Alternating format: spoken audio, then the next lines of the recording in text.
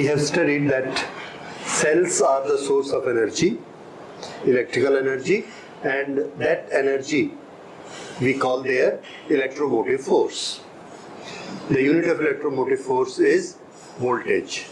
Now, we need energy from the cells, and according to our requirement, we may need a larger amount of energy. And for that, what we need more than one cell. And those cells have to be combined. When we combine the cells, we get more energy. Very simple. Now, when we combine the cells, how do we do the combinations? Like we have done the combinations in capacitors and in resistors. The same are the methods of combination of the cells. The cell has got two terminals. One is at a higher potential and one is at a lower potential. The one which is at higher potential, we call it positive terminal, and the one which is at lower potential is known as negative terminal. So, when we have one cell here, it has got positive terminal and negative terminal. Then we bring another cell and put it in such a way that positive of this second with the negative, and it is joined together. This is plus, this is minus, this is plus, this is minus. Now we bring another cell. The positive plate is connected with the negative and the negative here. इस तरह से अगर हम sales को एक के बाद एक ऐसा ज्वाइन करेंगे कि एक का नेगेटिव दूसरे के पॉजिटिव के साथ रहे और फिर इसका नेगेटिव थर्ड के पॉजिटिव के साथ रहे, अगले के पॉजिटिव के साथ रहे, तो ये इस दो पॉइंट के बीच में हमने एक कॉम्बिनेशन क्रिएट कर लिया. और ये जो दो पॉइंट के बीच का कॉम्बिनेशन है, इसमें अगर चार्ज मूव करेगा तो उस चार्ज को पहले यहाँ से यहाँ जाना होगा, इसको पार करके फिर यहाँ से यहाँ जाएगा, फिर चार्ज यहाँ से यहाँ जाएगा. So charge has to travel in all of them one by one individually. So this combination is known as combination in series. Similarly, we have one combination, and that is this is plus and this is minus. We bring another cell, दूसरे cell को लाकर उसका plus minus, plus को plus से add कर दिया और minus को minus से ज्वाइन कर दिया. Now we bring another third cell, again plus and minus. The plus is combined with plus and minus with minus. This.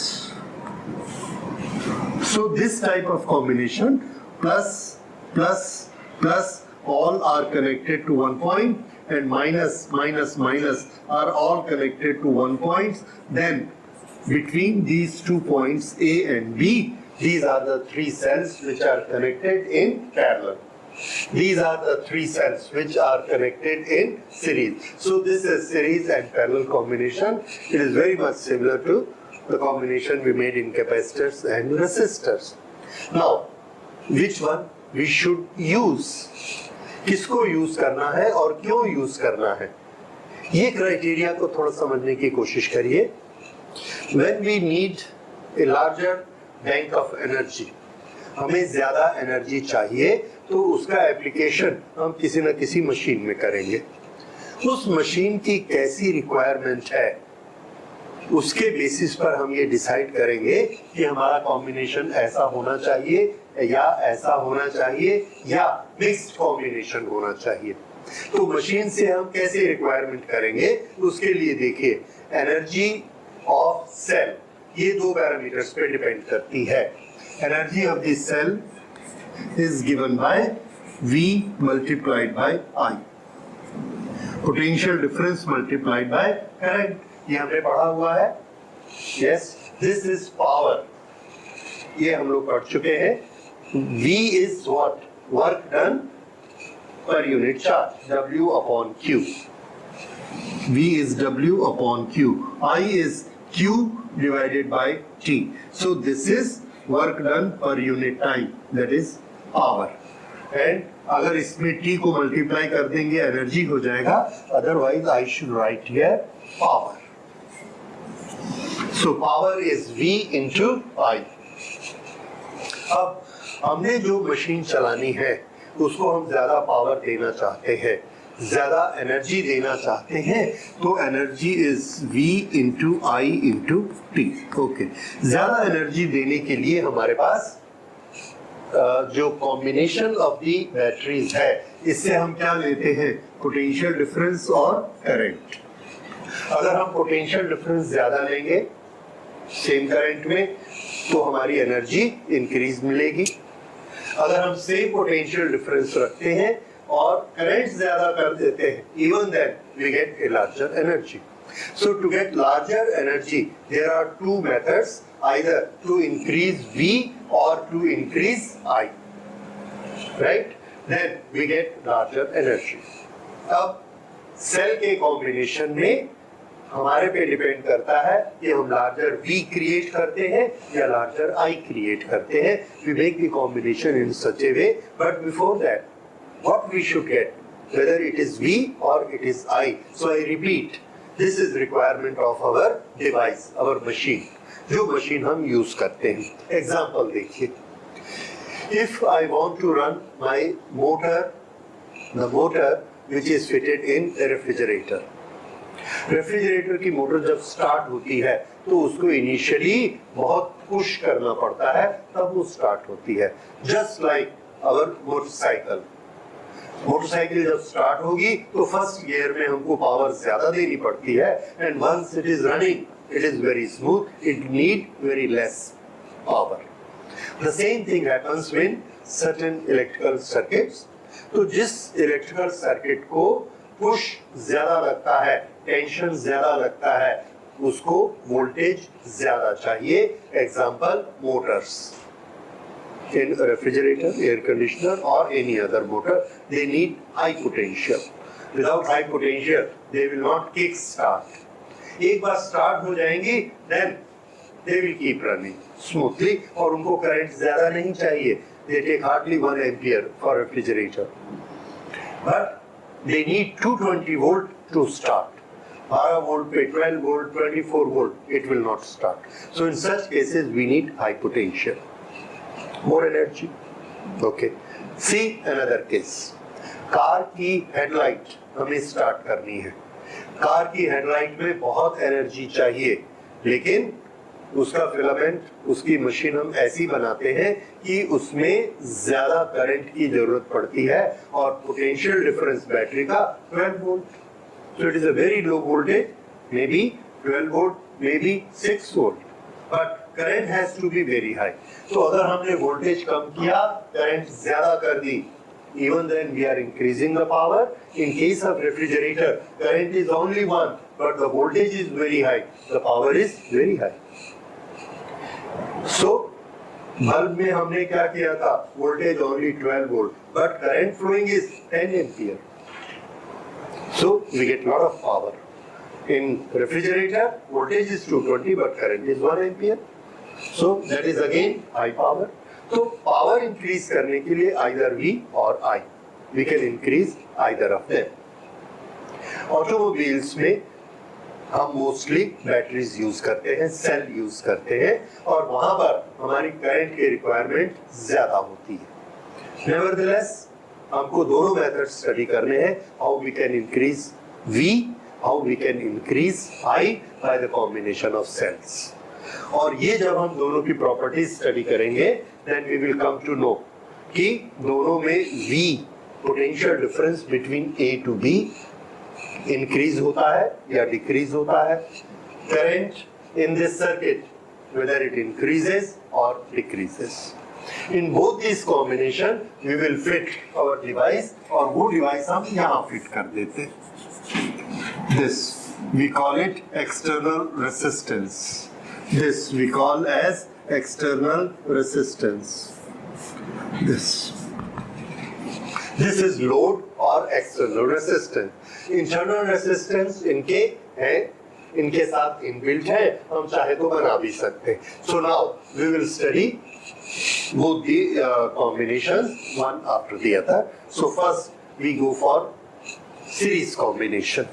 This is a series combination.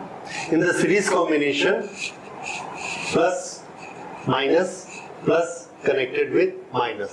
Small line is minus, large size is plus. Okay, these are internal resistances of the cells. Each cell has got EMF E, and these are connected between these 2 points A and B. और इस combination को हम क्या कहते हैं? We use the word battery. So what's battery? Battery is a combination of cells. Okay. Now in this is the external load. ये हमारी device है जिसके साथ हमने इस बैटरी को कनेक्ट किया है. Now what is the potential difference across these 2 points? This is connected with B, this point is connected with A. So what is the potential difference across A, B? We write it. Potential difference across AB is equal to, इसका यहाँ से एक charge को भेजिए, यहाँ पर उसको energy मिलती है E, इससे भी E, इससे भी E, so this is E plus E plus E plus E. So this is, if there are n cells, then this potential difference between A to B will be n times EMF of one cell. So this is, we can say, equivalent to V1 plus V2 plus V3, that is series resistors. The same thing happens in batteries. So this is total EMF. So please remember what happens to EMF. The rule is EMF added.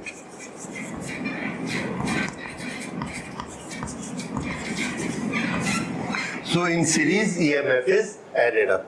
Now to find out current, first we calculate the resistance of between A to B, and then we can find out current in the circuit. To find out current in the circuit, what is the total resistance?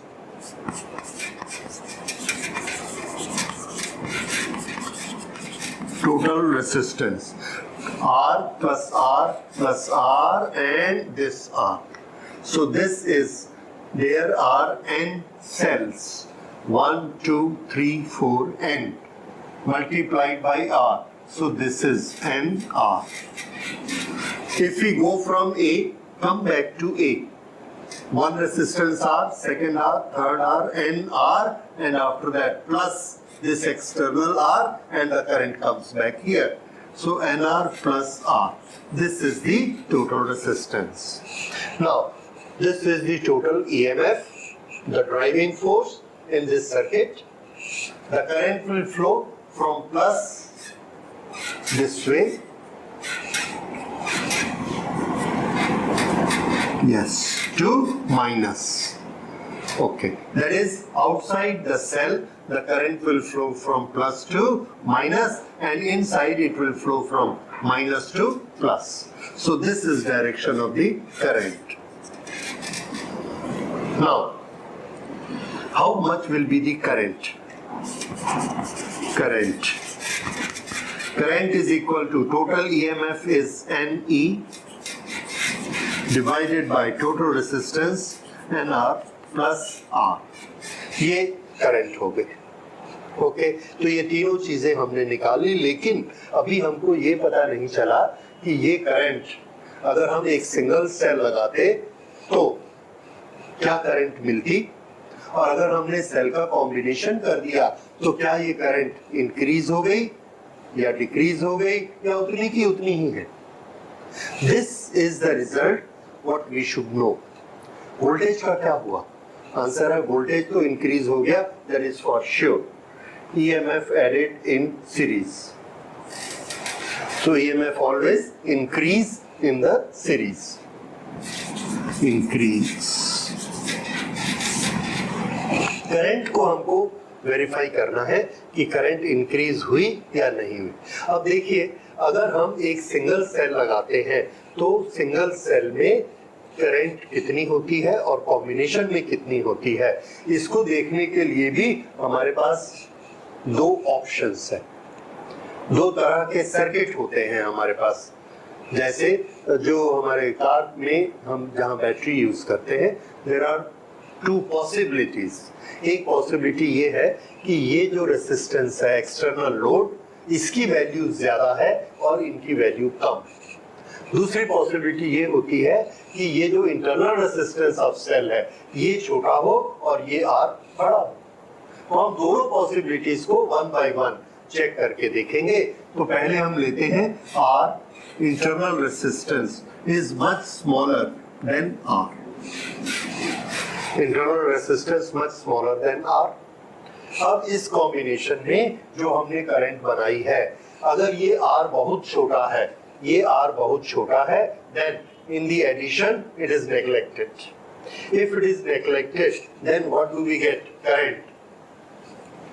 I is equal to NE upon R. ये है combination, I for combination, series combination. ठीक, अब देखिए अगर हम एक single cell लेते और इसी R के अक्रॉस लगाते तो सिंगल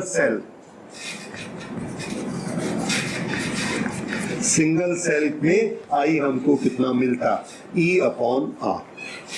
दोनों को कंपेयर करिए, सिंगल सेल में E अपॉन R और N सेल लगाए तो N into E upon R। तो इसमें हमको क्या मिला? Current increase, current increase. किस केस में? ये इस केस में। दूसरा केस देखिए, if R is larger than R, अगर ये रेजिस्टेंस इस R से बड़ा है तो क्या होगा? उसमें ये कैपिटल R छोटा है, स्मॉल r बड़ा है। कैपिटल R छोटा है तो इस एडिशन में हम इसको नेग्लेक्ट कर देंगे और अब I of the combination, I in the series combination कितना हो गया? इसको नेग्लेक्ट किया, NE upon NR, NE upon NR, और ये हमें मिला E अपॉन R। ठीक, अगर एक सिंगल सेल होता तो सिंगल सेल में करंट कितनी मिलती? E अपॉन R, और हमने कॉम्बिनेशन कर दिया, लेकिन कॉम्बिनेशन में ये रेजिस्टेंस बहुत छोटा है तो भी हमें करंट कैसी मिली? E upon R। Same as single cell. इस तरह से जब हम R स्मॉलर देन R है तो करंट को अगर इंक्रीज करना चाहते हैं तो हमको सीरीज कॉम्बिनेशन यूज करना है। पर अगर हमारा इंटरनल रेजिस्टेंस बड़ा है और एक्सटर्नल रेजिस्टेंस छोटा है और फिर अगर हम सीरीज कॉम्बिनेशन लगाते हैं तो करंट में कोई इंक्रीज नहीं होगा। किसमें सिर्फ इंक्रीज होगा? वोल्टेज में दोनों में इंक्रीज होता है, भले ये R छोटा हो, स्मॉलर है, या ये R लार्जर है। In both the cases we will increase, but I will not increase in this case, I will increase only in this case. ये differentiation आपको याद रखना है। Okay, now we will see what happens in parallel combination.